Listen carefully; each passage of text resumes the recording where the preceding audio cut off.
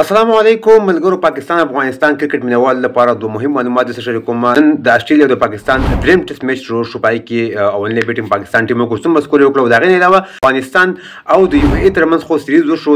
ټول هیوادوالو ته د مبارک وي. زه لشان بیمارو منه جوړوم او له مشکلات هم لرل.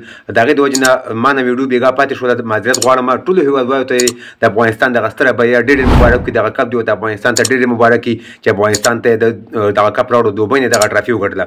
د افغانستان او د دوبۍ ترمنځ چې کوم چونه وشو دا غي نرستو د بعد ملګرو ته پوښتنه کول چې افغانستان را روان سریز چې سره د کله به شروع کیږي کله به شروع کیږي.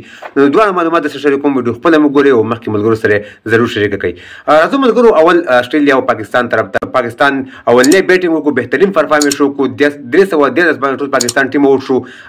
د سکور کارت تاسو سرکاري مکمل سکور کارت سره شریکوم. عبدالله شفیق پکې په صفر ووت شو. سایم ایوب په صفر ووت شو. خوشحال محمود پکې 15 شو کړل. بابا اعظم پکې شپږ شو. سعود شکیل لاغه 15 سکور باندې ووت شو.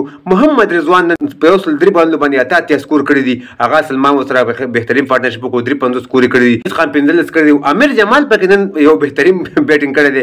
بولر دی. د اته سکور کړی دي. د محمد رضوان او د سلمان او د امیر جمال د خپ بیټینګ په دولت باندې پاکستان 313 سکور باندې ټول ټیم ووت شو او یو بهترین پرفارمنس وکړو. د افغانستان د سریز په اړه باندې بعضو ملګرو ته پوښتنه کول چې افغانستان د دوبۍ نه سریز ختم شو. دوبۍ سره سریز ختم شو. روان سریز د افغانستان چا سره د کډی میچونه د افغانستان روان سریز د انډیا سره دی. اته ورځې او ورځې وروسته دغه میچونه شروع کیږي. د انډیا سره د درې ټي 20 میچونه دي. راشد خان په نشتون کې به دغه سریز کیږي. هم دغه ابراهیم د درام کپټن وي ځکه چې راشد خان بیمار دی. د ملا تکلیف دی. انډیا سره چې کوم سریز دی پای کې راشد خان نشته دی. درې ټي 20 میچونه صحیح سریز دی. دغه اولنې ټي 20 میچ به په 18 جنوري دی. دویم په 16 جنوري دی او دریم او اخري ټي 20 میچ په 14 جنوري دی. نو ویډیو مخکې ملګرو سره ضرور شریک کړئ. ډېر ملګري پوښتنه کوي چې افغانستان سریز سره دی او په کوم تاریخونو باندې چې ټول ملګري ورنه هم خبر شي. د ویډیو کتل ډېر من ویډیو مخکې ملګرو سره ضرور شریک کړئ. زموږ پیج او زموږ یوټیوب چینل سره ضرور سبسکرایب کړئ. نور کې تازه معلوماتو لپاره د یوټیوب چینل کې موږ سره لکه هیلپ وکړئ. زموږ دا چینل سره سبسکرایب کړئ.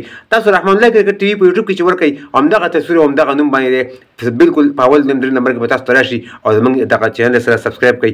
ډېر زیات بخښنه او ډېر زیات مدد زر سبسکرایب پورې موږ سره لکه همت وکړئ. الله ژوندي لره او الله خوشحاله لره. د الله په امان.